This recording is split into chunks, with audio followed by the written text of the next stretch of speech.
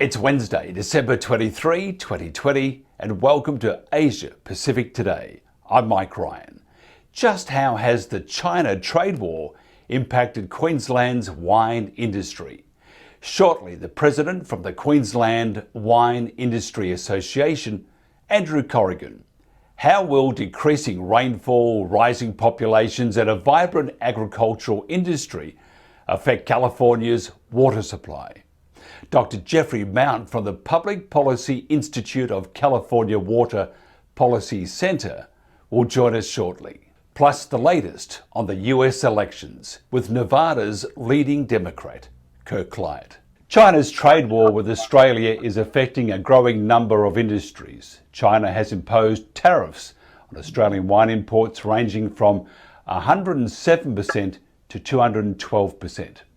Andrew Corrigan is president at the Queensland Wine Industry Association. Now, for those wondering what the Queensland Wine Industry Association, easy for me to say, is, it's the representative body across the diverse Queensland region.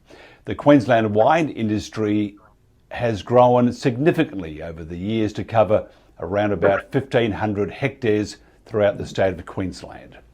Andrew Corrigan became the president this month. Andrew is also a Master of Wine, a consultant and educator in wine, director of Ewineconsult, and the director of Hidden Creek Wines and Catalyst Wines. Andrew Corrigan, are you the actual president, or do I refer to you as president-elect? No, the actual president, Mike. I had been on the committee of the Queensland Wine Industry Association for the past year, but at our recent AGM, I was officially made the president. A role, it's one of these volunteer roles that all these organisations do. I mean, each state of Australia has an association of the wine producers in that state, and so that association represents, I guess it's our industry body, if you like, and we affiliate to the Australian National wine body, which is called Wine Australia, and I was officially made the president. So it's something I enjoy, I hope I'll enjoy it. It'll be a role I do for the next 2 years, presumably. And I refer to you then as Mr. President. Mr. President, that'll do. Hey, can you give us an update on the impact of China's dumping duties on the Queensland wine industry? Sure. Queensland, in essence and as in summary, has not ever done that much to China. Queensland certainly has had one or two larger producers, and one of those producers has been doing a bit to China. But I think they saw, and a few saw, that this problem with China has been coming for a few months now.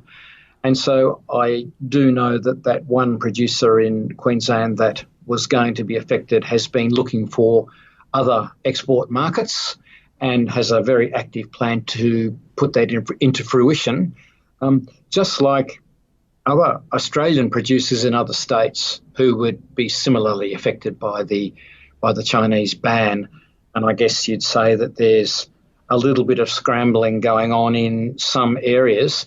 It's been an interesting thing in that Australia has occupied quite a good position hitherto in China, where we were sending our upper premium and middle premium wines to China. We weren't really doing the low end and the cheap stuff. That part of the market was occupied by countries such as Chile and a little bit Italy and France, actually. And so we're doing very well. And I think everyone sort of knew about the news that Penfolds announced a lot, where they were doing very, very well with their upper end wines, the very expensive wines, which I think most Australians can't even afford these days. And they were sending those to China in big quantities. So I think someone with a very strong brand like Penfolds will probably be able to readily enough find other markets. I mean, they were already big in the US, and there are other, emerging wealthier middle classes in Asian countries that are interested in Australian wine, and the press releases from Penfolds say the countries such as Vietnam and Thailand and others will become markets for them.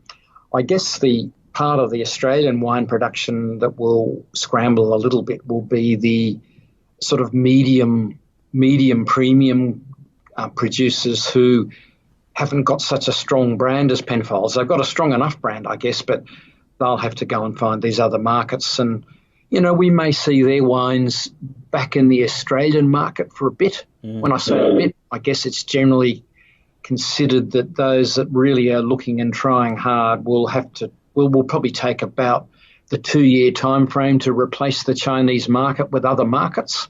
And that may come where they can't sell the wine as good a price as they used to in China, but nonetheless they'll find other buyers. So I think it's going to affect producers a lot in South Australia and other states, not so much Queensland. We in Queensland weren't that big in China. So, you know, the bottom line to your question is that in Queensland, we're not really that affected by this Chinese ban. How is most wine sold in this market? Are there contracts of sale where producers get paid for the wine shipped, or is it much of the business done on consignment?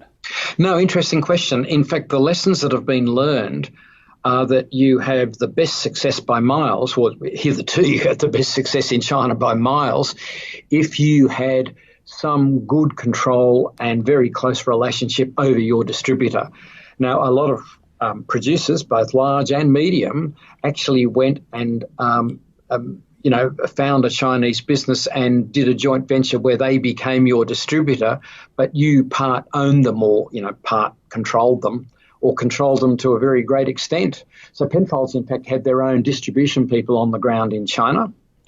The experiences of people who went through an agent or, a merchant, various letters of credit type arrangements, generally seem to have been fairly unhappy experiences, and wine sat in hot sheds unsold for a bit, or there was a flurry of activity to begin with, and then it wasn't that successful after a bit more time. So the story of success by Australia in China with wine has been very much controlling your own distribution and your sales channels, and that gets right down to having a very strong hand in the area sales reps and marketing and so on. And that's been pretty much the story of Australian wine in China. What do you think has gone wrong with the China wine market for Australia, and why did they target this sector? I don't think, and the wine industry generally would agree, that we're part of a much bigger issue. A number of industries in Australia, primary production industries, were targeted by China initially with some sort of slight complaint. They would purport to say that the particular product didn't meet some standard or whatever. In the case of Australian wine, they said, we're concerned that Australian wines are supported economically by the Australian government, and therefore it's the pricing that you're charging is not a fair price, and there are international standards that prevent countries from subsidising and then dumping product. And so the Chinese initially stated that as their excuse, and they circled around a bit, and without actually banning us, the Australian wine was held up at import locations in some areas and so on. In more recent times, they haven't bothered with any of the non-compliance excuses. They've just put a huge tariff on. They at one stage said that it was to protect Chinese winemakers, and China does have a growing wine production industry, and in fact a lot of Australians consult and help the Chinese.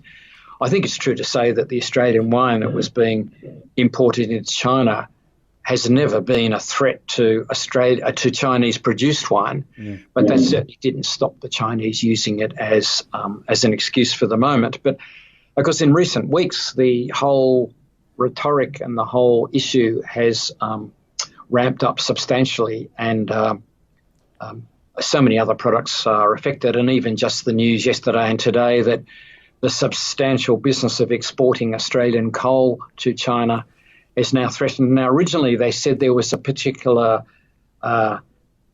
sensitive mineral component in the coal that worried them. They've forgotten about that pretense. They've just announced that there's going to be bans on Australian coal. And the various experts on China have made their comments saying that, Australia is part of a bigger, international sort of jockeying for position and power that China's going through. The Chinese themselves seem to have their own internal debates about there's the hawkish people and the not so hawkish people, and it's not where you can easily find out about the internal decision process in the Chinese government, because that sort of thing is not news that's very well known. But it appears at the moment that the disruption to Australia's export to China is part of a plan by China to be sending messages to the whole world, and we just happen to be the particular easy target for the moment. I guess it all goes to the fact that Australia, and people, the politicians have been talking about this for some time, but Australia does need to diversify its export sales customers, because if we have too many big eggs in one basket and something goes wrong, it'll be expensive. And I guess just at the moment, there's a little bit of that happening to us. The eggs is an important part. I mean, the egg manufacturers haven't been targeted yet, but take that aside. But the eggs in one basket, truly with wisdom of hindsight, how should producers be treating this market if they have business there?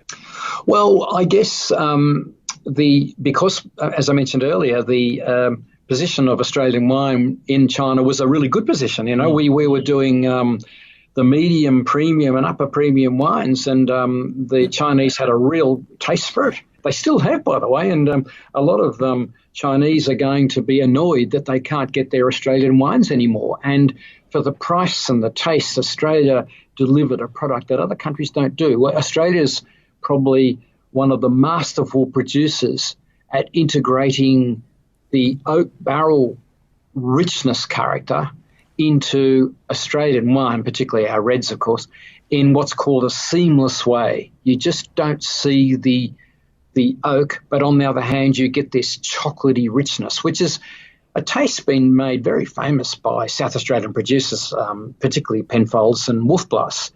Now, that taste is perhaps considered a little old hat in Australia because there's a slight sweet red chocolatey character to it. Although a lot of us probably learned about red wine by discovering that taste. But export countries love it, and the Chinese certainly love it. The issue with that kind of wine is that you do have to use classy oak barrels, and your winemaking has to be skillful. And that type of wine does not apply to the bottom end competitive price area. And one of the big sad issues that's always been there for us is that one of our biggest markets, which was the UK, developed a taste for the cheap end of Australia. And so a lot of people in the UK don't realise that Australia can produce these more sophisticated, very satisfying wines. But to get those wines, you've got to spend a bit more money. And the Chinese were very happy to do that. So in answer to your question in a rather long-winded way, these other markets that Australia will now have to be developing are not only going to be to get your product there, there's going to have to be the marketing to get to consumers to say to them, look, if you spend a little more money, you get this lovely wine, which is much lovelier than shopping at the bottom end. Interesting you mentioned about the quality oak for wine. I think when I was growing up, and I grew up in a wine growing area in Victoria, but when I went to college, we didn't worry about the oak. We had cardboard cask, and they were just wonderful. Mix it with orange juice, but we've actually grown. The whole of Australia has grown, and it's an amazing industry. Can you tell us more about the particular qualities of wines from various parts of Queensland? Sure. What is not generally known by a lot of people actually about Queensland and its wine is that we have two main regions, and they're both very high altitude, particularly an area called the Granite Belt, which accounts for most Queensland wine. The Granite Belt's on the top of the Great Dividing Range, just north of the New South Wales border. So it's actually got a lot in common with districts such as Orange and Armidale and Glen Innes. My particular own winery, Hidden Creek, has our highest vineyard is at about 1,000 metres altitude. And that's pretty high up. We're higher, for example, than the cold climate parts of Victoria. So in Victoria, the King Valley, and right up the top of the King Valley is the Whitlands area, which is where Brown Brothers gets all its grapes from to make its sparkling wines. Mm-hmm. And the Whitlands is the highest part, and it's about 820 to 850 metres. Well, we're 1,000 metres, so we're higher again. And, of course, this altitude means that in winter it's freezing cold, and we get snow sort of every second or third year. And in the autumn and spring, we do get hot days, but we get cold nights. So I'm in Brisbane now, but I'll be up there this weekend. And at night time, even though we're in December, I'll have to put a light pullover on at night because that's just our climate. And you get that type of climate, though, in central Victoria, particularly in the more elevated parts. So the Grampians and the Great Western and that sort of central, slightly western part of Victoria has a relatively similar climate, although Victoria would overall be a little cooler. But certainly in terms of thinking about wine in Queensland, it's not a question of identifying with, the tropical fruit thing, because we've got these bits of Queensland that are not that at all. And I've just described the Granite Belt. The other area that is of note that produces quite a lot of wine, it's not as big as the Granite Belt, but nonetheless it's still a reasonable size, is an area called the South Burnett, and it's a district around the Mergen-Kingaroy area, and it's about the 500 metres or so altitude. Inland, again, gets pretty cool, not as cold as the Granite Belt, has a climate probably not unlike the Hunter Valley, perhaps a little drier than the Hunter Valley, but not unlike. So we've got those two main regions. There are other smaller regions as well, but the answer to this interest about Queensland wine is that we have the high altitude and the cold climate, and we do produce very interesting wine because there are certain grape varieties that love that type of climate, and they've been grown in central Victoria for some time. And they're varieties that thrive in inland extremes of climate, extremes of temperature. And so you get grapes from the northern Rhone Valley in France, which is the climate I've described, but particularly the northern high plains of Spain, very, very similar to the climate I'm talking about. And so the grapes of northern Rhone are Shiraz, they call it Syrah. There's also Viognier and Marsanne and Roussanne, a bit of Grenache. And then over in the Spanish regions, there's principally Tempranillo.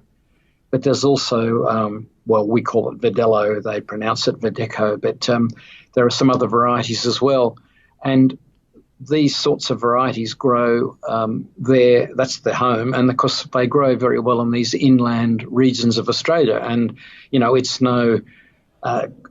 no coincidence that areas such as the Great Western and the Grampians and that part of Victoria does a terrific spicy, peppery, cherry-like Shiraz, and we do that kind of style in the Granite Belt as well. Actually, we get confused with Great Western and the Grampians quite a bit if people can't see the label.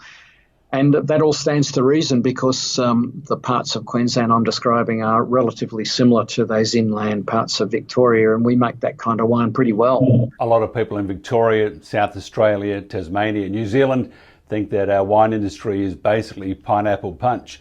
And how dare they even think that. But by the way, I have to say this sincerely, you're a terrible person. Not even lunchtime, and we're already thinking about a couple of sips of all for to study, to work out what I'm talking about. So it's all professional, of course, but now I'm really looking forward to a tipple or two, and it's, as I said, not even lunchtime. Now, what is upon us, this is to talk about the wines that you grow. Now that Christmas is almost here, or the festive season for those who think I'm being politically incorrect because we can't really say Christmas in some countries. What would you suggest is good buying and tasting at the moment? Now, this is something that I'm really interested in. As I said, I'm thirsty. Well, I think a lot of Australians take the opportunity over the break, the holiday break and the holiday season, and obviously it's the friends and family thing because of Christmas and so on. You take the opportunity to meet people and enjoy lunch, which you might not ordinarily do. And of course, that means even in southern parts of Australia, I mean, we can have cold spells, but generally speaking, at lunchtime across Australia, at this time of the year, it's pretty warm. And so whatever you're having with lunch lends itself to something pretty chilled and going with light foods at lunchtime. If you're doing something in the evening, that's a different thing. But the lunchtime style means that, avocado and salads and prawns and light seafood and perhaps cold ham and that sort of food, which is just lovely in my view. And the lighter wines really suit that. So the chilled white wines. And if they're lighter, I think this is not the time for Chardonnay. I think Chardonnay is an evening style wine. It's more complex. It's bigger flavoured. Whereas lunchtime is, well, particularly Riesling, Semillons from the Hunter Valley, the Sauvignon Blanc maybe. It's a little bigger. But one of the things we're seeing a lot in Australia of recent times are these emerging and alternative varieties. And there's a lot of very interesting white wines that are emerging as well as lighter reds.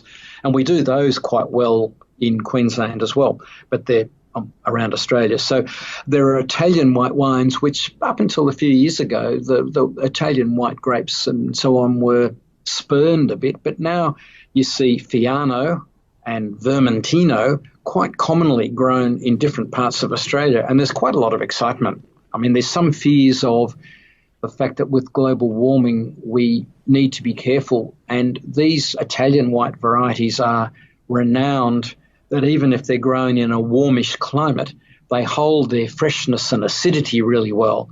And I think Vermentino is particularly true of that. Vermentino hails from the island of Sardinia, which is off the west coast of Italy in the middle of the Mediterranean. And it's a delicious, tingly, lemony flavoured white wine, which you can serve very chilled.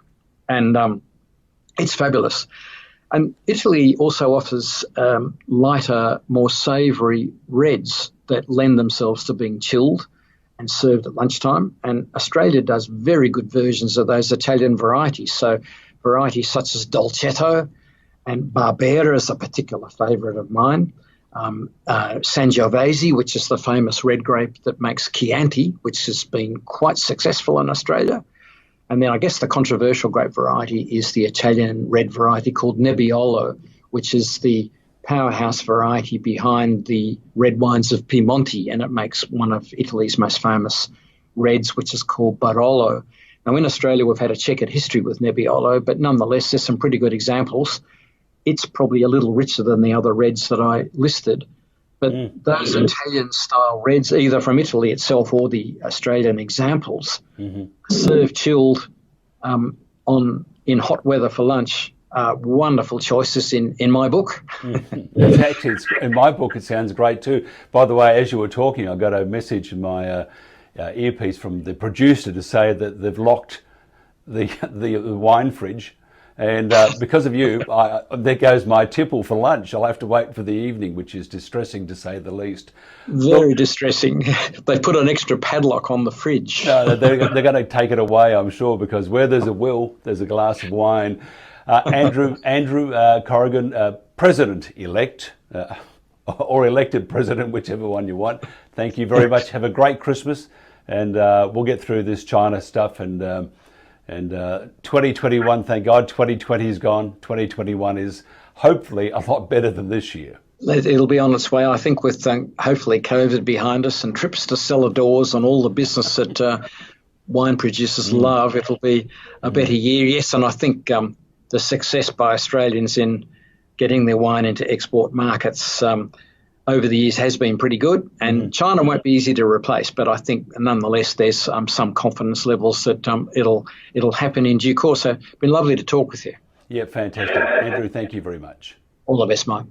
Decreasing rainfall and rising populations whilst maintaining a vibrant agricultural industry could heighten severe water shortages for California. California is no stranger to disasters such as persistent droughts and wildfires that's devastated the land. The state comprises 14% of the US economy, much of which is fueled by agriculture. The state's agricultural industry produces $50 billion in output. California supplies about 50% of the country's fruits, nuts and vegetables across almonds, apricots, avocados and many more grown foods. And California has an insatiable thirst for water. Dr. Jeffrey Mount is a senior fellow at the Public Policy Institute of California Water Policy Center. Dr. Mount, or Jeffrey, thanks for joining us. Oh, it's my pleasure. Glad to be here. Can you tell us about your work with the Public Policy Institute of California? So I am a senior fellow, and this Water Policy Center is part of a nonpartisan, nonprofit think tank called the Public Policy Institute of California that does a lot of policy research. And my role is I'm a physical scientist, a geomorphologist of all things, who works closely with a variety of people, economists, biologists, engineers, to basically look at forward-looking solutions to California's challenges, water scarcity, which you laid out in your introduction. California, like Australia, has problems with water. What are the main issues? Well, we're very much like Australia, and it's strikingly so. The issue with California is it's a terrific place to grow crops. It's a terrific place to live. It's extraordinary industry. I mean, I remind you, we're the sixth largest economy in the world. So it's really quite a place. The problem is it has very unreliable water supplies. And this is no different than Australia, particularly the Murray-Darling Basin as an example. We are the most variable climate in North America in California, meaning when you look out over the course of each year, we have a drought. Same way as you do in Australia, where it stops raining here in May and doesn't start raining again if we're lucky until November. So we have an annual drought, and then we get these periodic droughts, like the extraordinary one we had 2012 to 2016, which wasn't as long as your millennium drought, but it was certainly as intense. So that's the nature of our climate, and there is no place in North America that's more variable than California. So you got it. I mean, unreliable water supply and an extraordinary economy. We've heard Devin Nunes talk about this.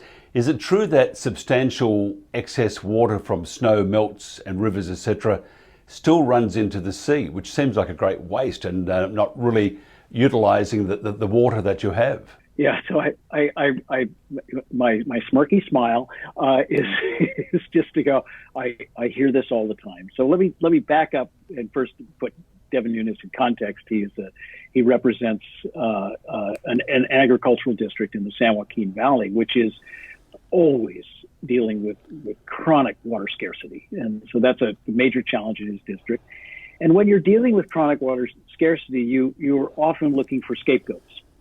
And so there is a lot of scapegoating of the environment, or better yet, they'll pick a listed species, in this case, Delta smelt. We can talk more about that later. So there's a lot of scapegoating on that. But what the problem with political sloganeering is it has to take something, as everybody knows, is very complicated and nuanced.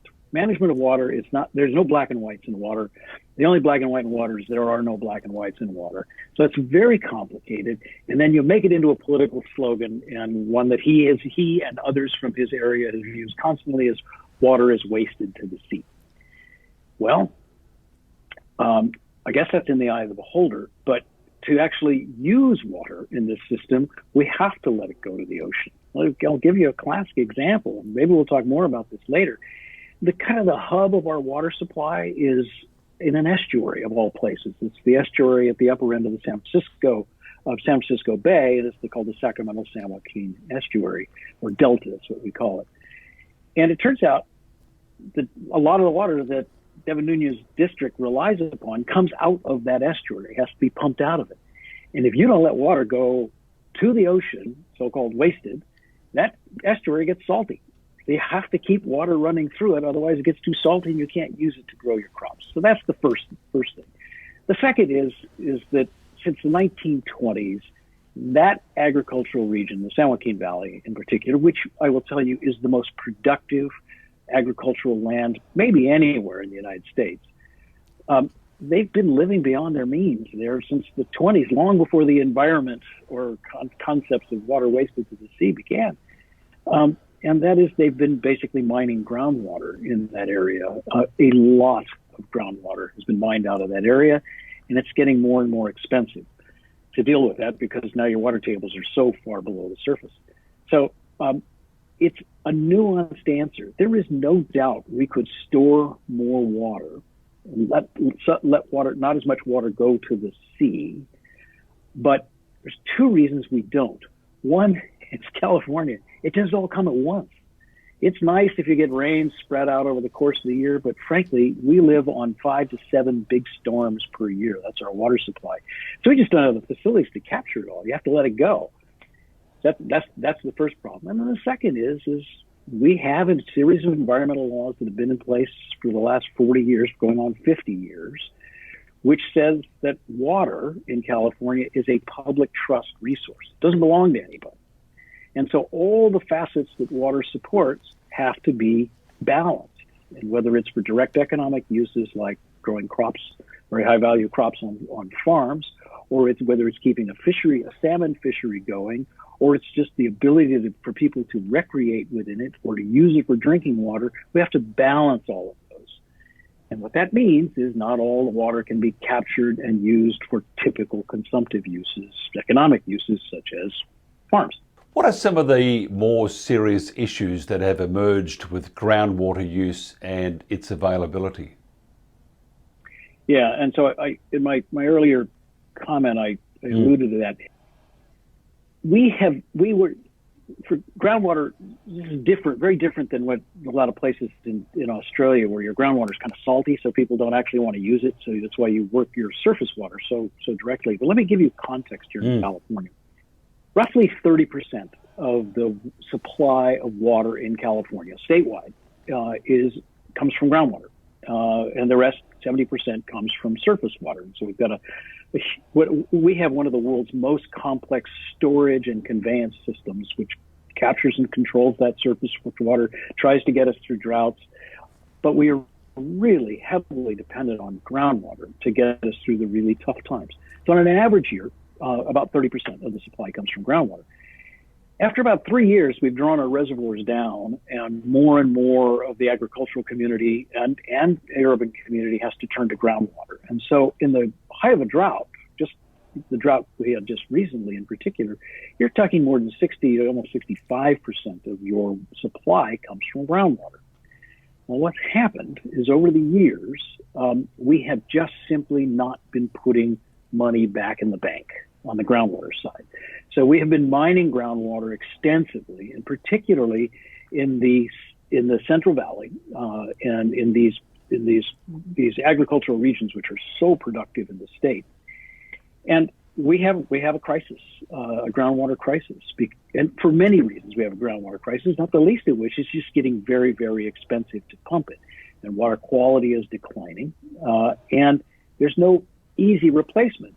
And then on top of that, in the sort of classic tragedy of the commons, excess pumping of groundwater has caused an array of unintended consequences, not the least of which is extraordinary land subsidence. As the aquifers compact, as you pull the water out of them, the land subsides, and tens of feet in some areas as much as 50 feet over history. So this lowering of the land surface elevations starts to break up your infrastructure. It wrecks bridges, it wrecks roads, and then not ironic, tragically, it actually changes the very canal systems you're using to try and move water around. So you can't move as much water around because of the subsidence, which makes problems worse. So you can't get your surface water to these areas, and people are more reliant on groundwater.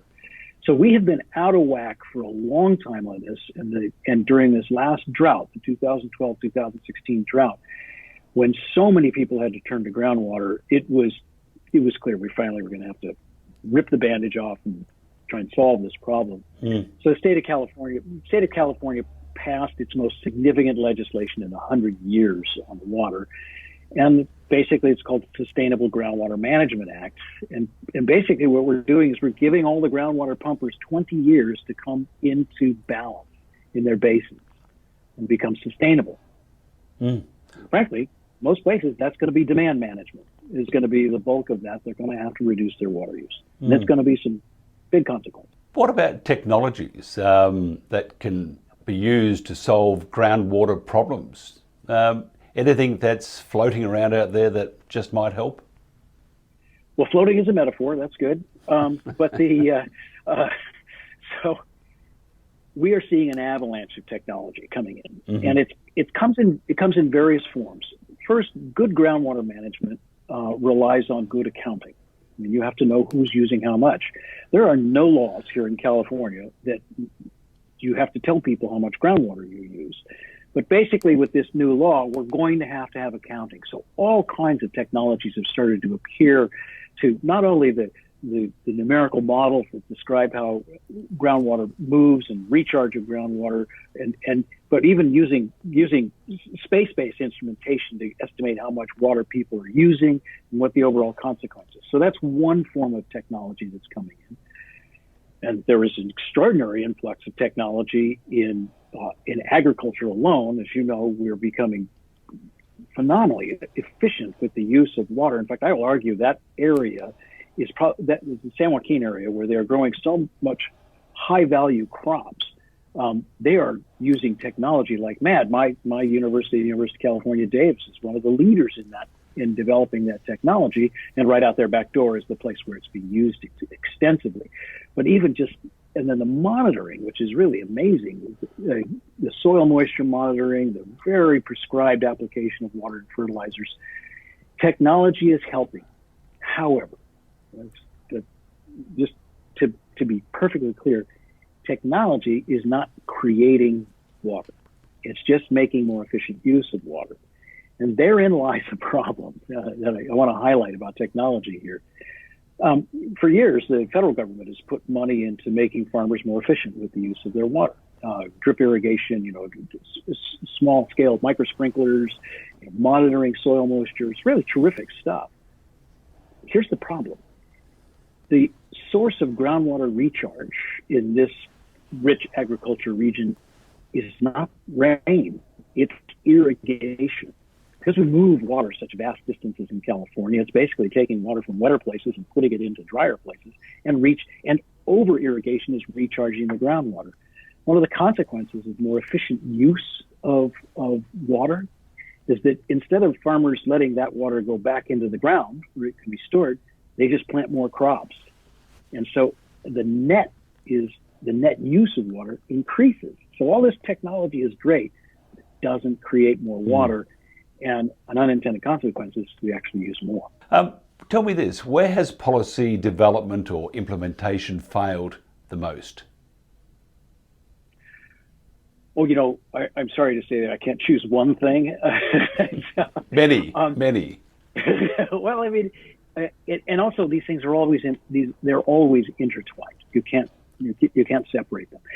So to give you sort of quick background on that, today, at least the group that I work with, we think of water in four sectors: urban, which is the economic engine of California; agriculture, which is the economic engine of rural California. I do want to remind you, agriculture is about 2.5% of the GDP in California, but it uses 80% of the developed water. So I mean, it's the big water user because you need water as a throughput for that industry.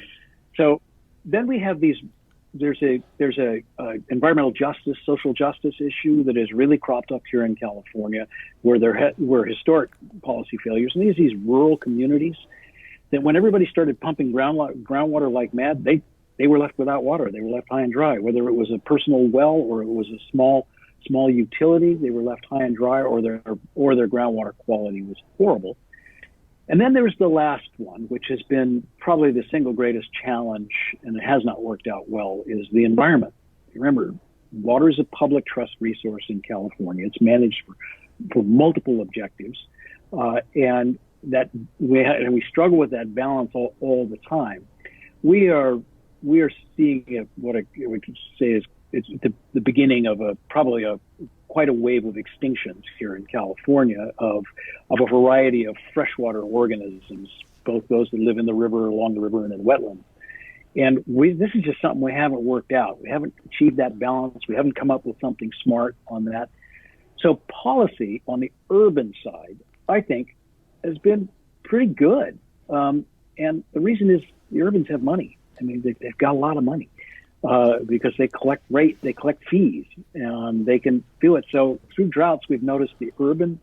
I mean, we're probably at the front end of a drought right now in California. We had an incredibly dry year last year, and we started out to another dry year. I can tell you, the LA Basin, no problem. All their reservoirs are full. The joke in water in California is LA always gets its water. Why? Because they go out and steal it fair and square is the joke. I mean, they have the money. What was it? Water. Mark Reisner said water flows uphill to money. So the urban areas, the big urban areas, have the capacity to do this. That, and they have pursued a diversification of their portfolio. I mean, when you think of a financial portfolio, what do they tell you? Be diverse. That is what they're doing in the urban areas. The agricultural areas, this has been a greater challenge, but we have now put in place this new policy, the Sustainable Groundwater Management Act, which is going to be very painful for the agricultural world. I mean, when you think about there's going to be substantial fallowing of land. Hundreds of thousands of hectares will have to be fallowed in order to bring those basins into balance. And that's a major challenge. And although we put in place a policy which will drive it in that direction towards sustainability, we haven't got the backup policies that you need to get a soft landing for the agricultural community and the communities that surround them. I mean, there's great public interest in having that done with the least amount of social and economic disruption as we can. So we're still, I don't want to call it a policy failure. We're still working it out, that side. On the rural communities, we are still working that out. But as my late mother used to say, son, if money can solve it, it's not a problem. This is solvable with money in these communities. It's just to try and figure out the right mechanism, help from the federal government, help from the state, to get them reliable, clean water supplies, which we consider in California a human right. And then lastly, on the environment, we really need a reset on that. We're dealing with a now almost 50-year-old law, the Endangered Species Act, Federal Endangered Species Act, and the Matching Act on the state side, and the Federal Clean Water Act and the Matching Act on the state side. These creaky old acts haven't really been updated to understand and accommodate how changed these systems are. So that's probably the place where we've just been paralyzed on trying to come up with an alternative to the way we're doing it, which is using species which are teetering on the edge of extinction to really manage ecosystems, the entire environment. It was never the intention of the original act, and it's really kind of almost a perversion of the act when you think about it. So that's a place where we need some really big, broad, new thinking to try and deal with it, because, as I remind you, nobody owns water in California. You own a right to use it. You apply for a right to use it, but you don't own it. It is a public trust resource. So that part we're still struggling with. But I will tell you, the agricultural community in California is extraordinary.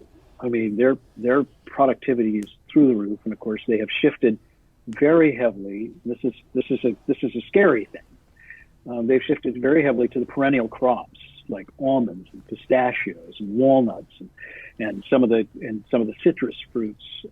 So these perennial crops require reliable water supplies. You can fallow a tomato field, you can't fallow a pistachio orchard. And so, not without great economic cost. So that part we haven't quite got. So that's waiting to figure out how we deal with sort of reducing our water use through demand management, along with some increase in supply. But the laws of physics don't apply here. There's not abundant available new water in California. I mean, it's the same thing in the Murray-Darling Basin. That's an example of a basin that's pretty well tapped out. So it's not like you're going to make a lot of new water in that basin. We got the same problem here in California. Water, very political. Last 4 years under the Trump administration, the next 4 with Biden-Harris. Much of a difference with regards to water in one, California, and then 2, rural California? Yeah, boy, it has been an interesting last 4 years. Good or bad? Good or bad? Well, see, that's what I want to say is that we've held several conferences in my own. I mean, we're a nonpartisan shop. We tried very hard to stay out of Republican versus Democratic politics, really to sort of focus on the resolution of the issues. And there were some really good things and some really bad things that happened in the last 4 years. So you can't just say it was all bad or it was all good. A lot of it depends on your political point of view. There was a very strong effort on the part of the Trump administration to increase the amount of water that goes to agriculture in California. It was very divisive, and in fact, it divided the state and the federal government, and they, in fact, are suing each other. Well, actually, in this case, the state is suing the federal government over their own actions, which is incredibly counterproductive. But the fact of the matter is, water in California, by the way, Mark Twain did not say whiskey's for drinking and water's for fighting. He should have. I mean, it's logical to assume that he would have said such a thing. But the issue that we're facing here is there is not a good relationship between California and the federal government. And the federal government operates a very, very large water project here called the Central Valley Project, which runs in parallel and in cooperation with one that's run by the state, so the State Water Project. And these projects move water vast distances. So it's really important to get along with the federal government here. If there's one thing I can hope for with the change from the Trump administration to the Biden administration, it might be less of an adversarial process with the federal government. That said, it used to be that the federal government would come in on horses or tractors and come to the rescue in the West. I mean, that's the Reclamation Act is now more than 115 years old. This great federal act which put massive amounts of federal dollars into water projects and to spur economic development. Well, California hardly needs any more economic development funds from the federal government. We just need a better job of managing what we've got. And frankly, in the last 30 years, actually, ever since Ronald Reagan, this is a great example. A former governor from California. Federal investment, it hasn't dried up, but it's shrunk to a very small amount. I mean, federal investments today in water account for in a good year, 5% of investments in water infrastructure, supplies, and all the rest. So the federal government's a small financial player now in water in California, and I don't see that changing. No matter how much you get along with the federal government, I don't see massive amounts of money coming into California to fix stuff, to fix broken infrastructure. So it is a fair question. We used to think that there was going to be a big change between the Bush administration and the Obama administration in California. And it turns out in the end it wasn't. California really is in charge of its own water, mostly. The federal government is important. It's important, but really it's our own politics rule the day in water in California. Interesting times ahead. I've used this comment a few times. The Chinese said, "May you live an interesting life." We certainly are. It'd be nice if it would just calm down, just simmer down just a bit. But interesting. I mean, without water, we're all, as we'd say in Australia, without water, we're stuffed. So another great Australian saying. Yep, that's right. Yep. Look, a real pleasure chatting. Got to do this again, because there's so many issues, and it's impossible to talk about all the issues in the time we have. Dr. Jeffrey Mount, thank you very much. My pleasure. The Sacramento-San Joaquin Delta is California's greatest water management challenge.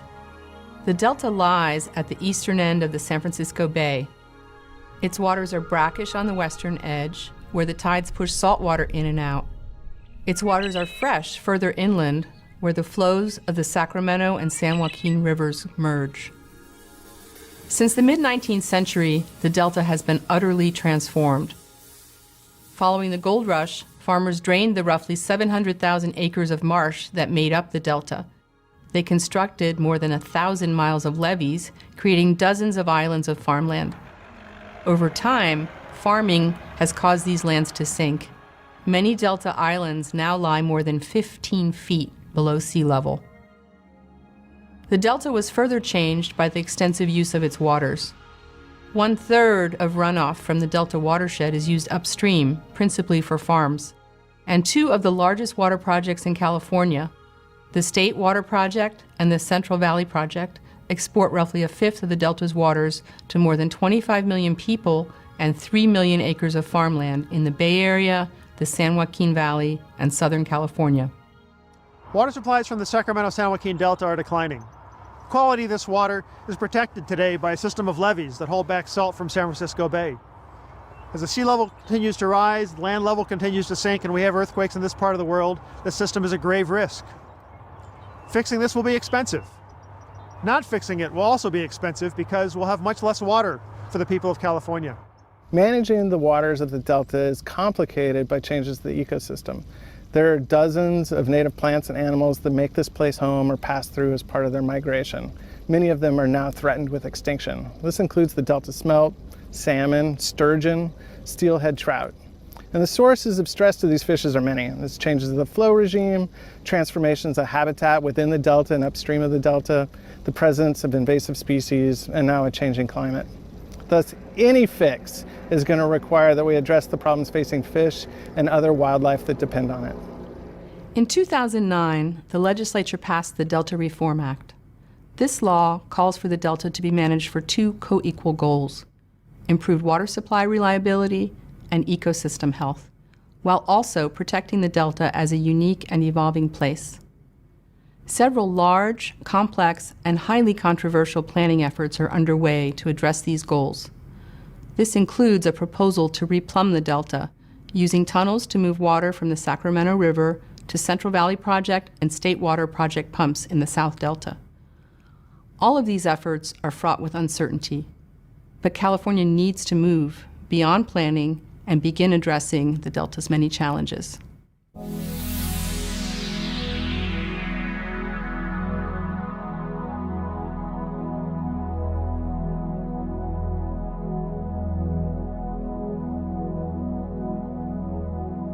Well, he had time off last week. He was a very, very naughty boy, I presume. Well, just sick, but naughty sounds better.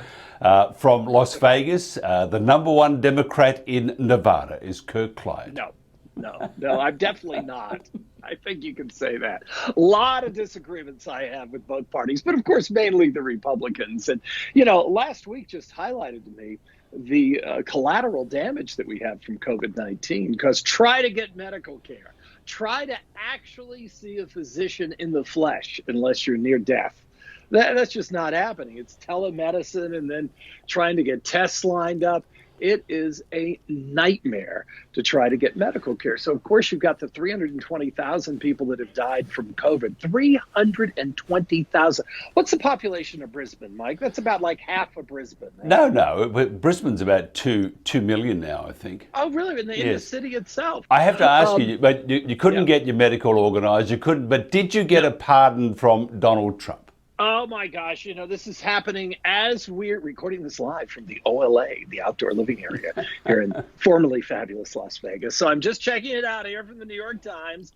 One of the reasons I believe in multiple cell phones, and of course this one is acting up as always. But here's an interesting tabulation. It's from a professor at the Harvard Law School, a guy named Jack Goldsmith. So far, and I'm sure there'll be so many more, but so far Trump has come up with 45 pardons or commutations, and 88% aided someone with a personal tie to the president or furthered his political aims. And let's take a look at some that were pardoned today. We have 3 congressmen that we'll get to. And one of the most egregious is this guy named Nicholas Slatten. He'd been sentenced to life in prison as a guard working for the company Blackwater, sentenced for his role in the killing of 17 Iraqi civilians in Baghdad, a massacre, according to the New York Times, that left one of the most lasting stains on the United States of the war. So he's got his get-out-of-jail-free card. George Papandreou, who worked on the Trump campaign, he served 12 days in jail. He got a pardon. 3 Republican, it's amazing, it always seems to be Republican, former members of Congress, Duncan Hunter of California, Chris Collins of New York, Steve Stockman of Texas. Hunter was set to begin his 11-month sentence coming up next month. Collins, he was in jail, still in jail, at least for another few days, serving a 26-month sentence for security fraud and a 10-year sentence to Stockman, the congressman from Texas, also fraud and money laundering. But those folks, courtesy of the president, out of jail. The question is, can we make it another 4 weeks, 4 more weeks with Donald Trump in the White House? It's going to be a long 4 weeks. I keep a countdown on my other phone, just counting down the seconds until this travesty, this disaster for America becomes hopefully a forgotten part of history. And, you know, the president-elect, Joe Biden, spoke today, and just to hear the difference, said, I was robbed. You were cheated. I was robbed. You were cheated. But look, you know, just to hear him over and over again, to hear someone that actually cares and wants to make things better for people. What a contrast. Is it Joe Biden or Biden? I wasn't. I mean, and interesting that his wife is now a doctor. It's amazing what you can do when you have those magic powers of president-elect. And you know, he will be president. Back in time, nobody seemed to say anything about Dr. Martin Luther King. You know, it's interesting they have a problem with Dr. Jill Biden. Yeah, the Democrats. Okay, you're getting ready for your big inauguration. That's where Joe. Does he? Is it like a wedding? Does he stagger up the ex-president gives him away? Well, you know, that's the way. What a great way! That'd be fantastic. Do you take this president to be your lawfully something? I have no idea what's going to happen. Of course, we're already seeing the sycophants out there in Salem, Oregon this week. They were trying to bash their way, Salem, the capital of the state of Oregon, trying to bash their way into the Capitol. But, you know, there are only 2 arrested. Where was the tear gas? Where were the smoke grenades from the police there? But it just goes to show the real risk here that we have in America. And one of the good things is almost that it's winter, because it's a lot of times hard to get Bubba off the sofa in the winter. It's too damn cold. I can't go out there and protest. I know it was stolen. I know this election was stolen, but damn it, I cannot get off the sofa. Look, obviously, cold out there. It's cold. But look, the inauguration being serious, the Democrats are telling people to stay home. Yes, obviously, absolutely. that's for COVID and I suppose to protect America's, what is it, 40, which number president is he? He'll be 46, unless, of course, they institute the 25th Amendment and kick Trump out in the next couple of weeks. And apparently Mike Pence is now on the bad boy list. Well, this week is the end for Bill Barr, which leads me to believe that some of the pardons and some of the actions that Trump has got coming up, Bill Barr, the Attorney General, until the last day or two here in the United States, he'll be out, which leads me to believe that some of the things Trump is contemplating in his orange brain are some things that were even too far for Bill Barr to go. And Bill Barr, of course, no special counsel to investigate the election, no special counsel to investigate Hunter Biden, no signs of any serious irregularities. And you know what? Yes, there have been 2 cases so far, I believe it's 2, in Pennsylvania that have showed up of, just as the Republicans said, the dead voting in Pennsylvania. 2 cases so far. Both those people were people having their deceased parents vote for Donald Trump.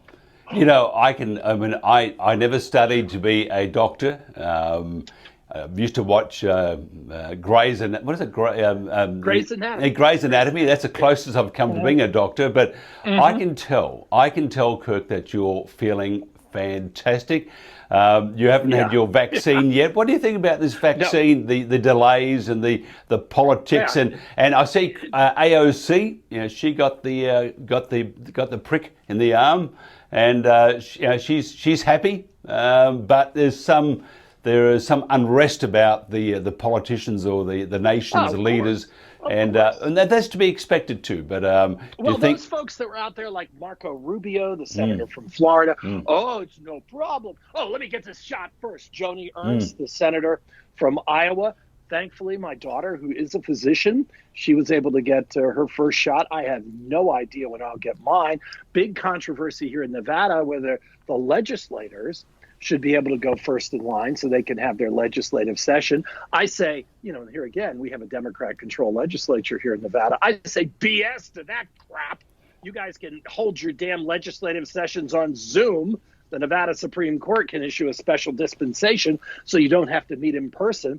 All medical personnel on the first lines, not the people that are doing telemedicine from home, but everybody who's working in a hospital. Of course, all the hospitalists, those are the physicians that tend to folks in hospitals, the intensive care physicians, all those folks should be done first. All the paramedics, all the first responders, then maybe we can look at politicians. And of course, you don't need it being over there in safe Australia. But as far as living here in the hot zone, unfortunately, I may be last in line. I'll just be hanging here. No, you're that age. You're in that age group that you'll be up the front. 75, Mike, 75. Well, you're not 75. Oh. Yeah, well, we finally got, we got another relief bill coming out. And, fortunately, we live very low cost here in the what we call the LTA. So we've got the OLA, the outdoor living area, and I live in the LTV. The LTV is the lower Tropicana Valley. So it's probably the lowest cost place to live in Las Vegas, which if you handle things right, not quite as good as it used to be. Because honestly, the biggest change in my life in the pandemic has been my access to food. Because pre-pandemic, I'd say about 60% of my food came from casinos. And all of my liquor came from the casinos. Too bad they could give away marijuana. That would be great. Dr. Reefer. Marijuana. Yes, Dr. Reefer, he took care of me. But so that has been a huge change. But this is a very low-cost place to live, so 600 is a big help for us. But if you're paying $3,000 or $4,000 a month rent for your two-bedroom apartment in the New York City metro area, you got some serious problems going on. That money is not going to help you much.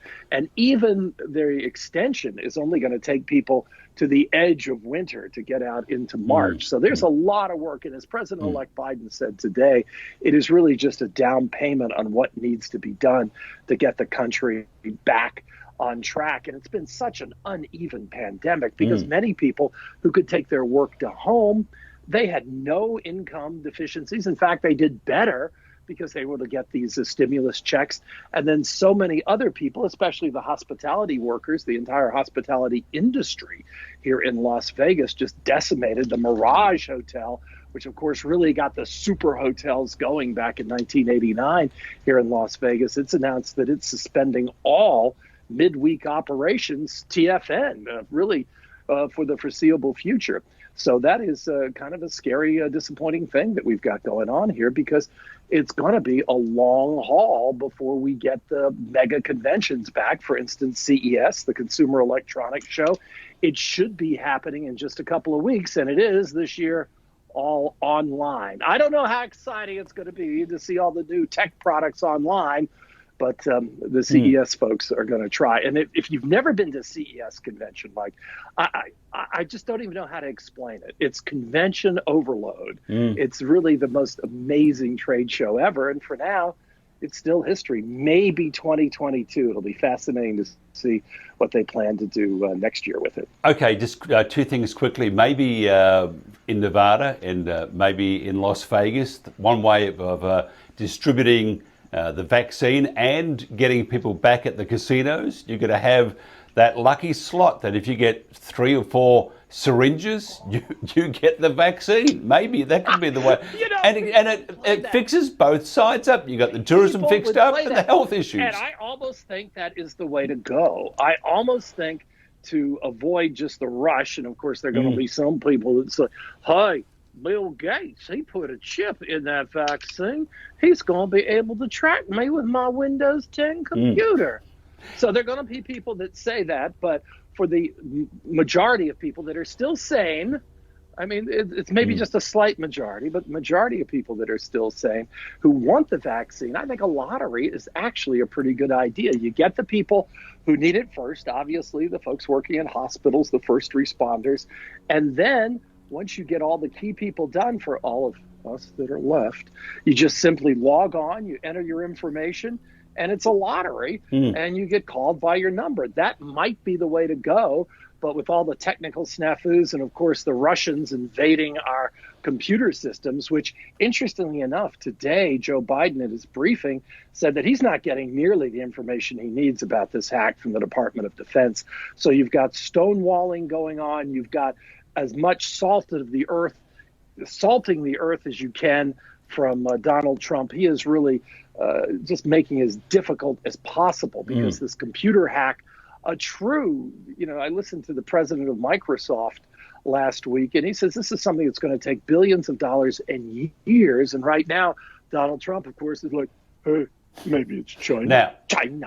Now we'll get off Donald Trump. I did get a. I don't want to be honored. No, I got I received it. I mean, I may be a gay man, but I do have limits. But I got a text from one of your ducks, and they were saying, "Can I please talk to Uncle Kirk about Christmas?" Because they get a bit nervous. No, they're going to be okay. I mean, they're there in case of a true emergency, but it would have to be. I would have to be starving because I am kind of a wimp. I can't go in there and break their long necks and. Oh, but terrible. But you could do that. You could do that to some politicians, I believe. Kirk Clyatt, have a great Christmas. We'll talk to you next week. The last show for the year, and can you believe it? It's just gone like that. It's been long and short at the same time, and I just want to make it clear, figuratively, not literally, for the politicians. Yes, exactly right. Otherwise, we could be sharing a cell together. Evil wanted to say bye, Happy New Year. Goodbye, Evil. What's Evil? What is Evil getting for Christmas? Another day of life. After eating my favorite pair of flip-flops today. It's a nice day here. It's 20 degrees here in Las Vegas. Had my flip-flops out. Now they're in the garbage. Thanks to Evil. She says, yay, I did it. I ate them. That's what happens when you're a Democrat dog. You flip-flop. Great. Nice talking. See you next week. Thank you very much.